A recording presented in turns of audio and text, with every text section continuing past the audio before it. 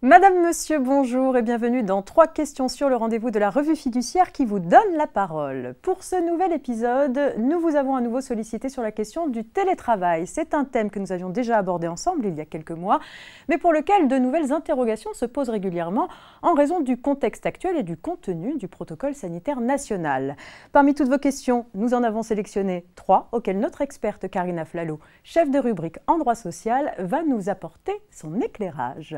Bonjour Karine. Bonjour Marianne. Alors Karine, je vous propose de découvrir tout de suite la première question posée par Marie-Laurence. Marie-Laurence qui est comptable. L'employeur peut-il imposer à un salarié d'être présent dans l'entreprise certains jours de la semaine alors que l'intégralité de ses missions peuvent s'effectuer en télétravail ? Bien, je rappellerai quand même que dans les circonstances actuelles de lutte contre la propagation du Covid-19, le protocole sanitaire que doivent respecter les entreprises a posé un principe.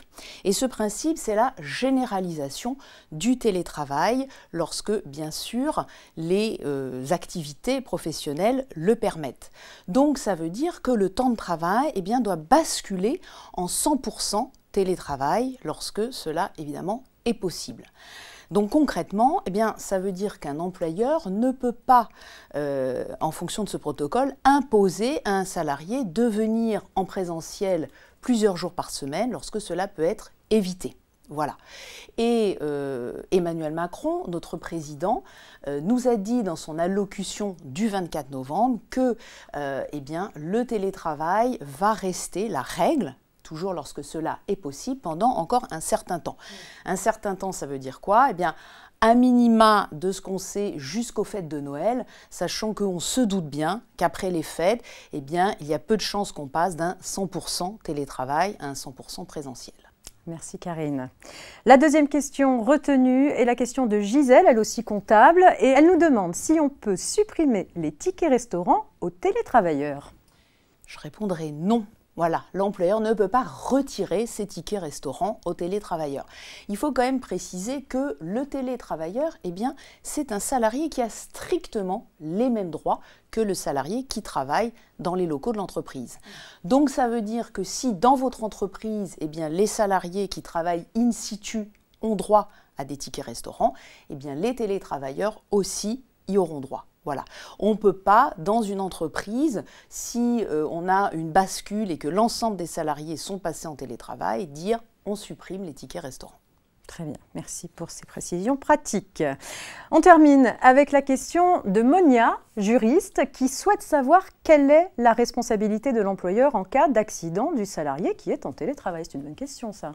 Effectivement, en fait, concrètement, l'accident qui va se passer dans le cadre des activités professionnelles du salarié sur le lieu où il est en télétravail va être présumé accident du travail par les textes. Donc ça veut dire que cet accident, il va devoir être traité exactement de la même manière que s'il avait eu lieu en fait dans les locaux de l'entreprise. Donc, en clair, si vous avez un salarié qui, pendant son temps de travail, à l'endroit où il télétravaille, tombe et se casse une jambe, il va falloir faire une déclaration d'accident du travail et l'adresser à la CPAM. Alors, il faut savoir que l'employeur peut quand même émettre des réserves dans le cadre de cette déclaration d'accident du travail. Des réserves sur quoi ? Sur le fait que l'incident puisse ou non être qualifié en accident du travail. Mais il va quand même devoir, dans ce cas-là, démontrer que l'accident a pour origine une cause qui est étrangère au travail. Donc, typiquement, si on a un salarié qui, pendant le télétravail, se brûle gravement, je ne sais pas, au fer à souder, alors que son activité, en fait, nécessite exclusivement de travailler sur ordinateur, on comprend que l'employeur aura peut-être quelques petites réserves à émettre. Voilà. Merci Karine. Mais effectivement, on se rend compte qu'il faut revisiter tous les aspects pratiques, et c'est ce qu'on a vu dans les questions qui nous ont été posées, que pose le télétravail. Ouais. Il y en aura encore beaucoup. Je pense qu'on va être amené à se revoir sur le sujet. Tout à fait.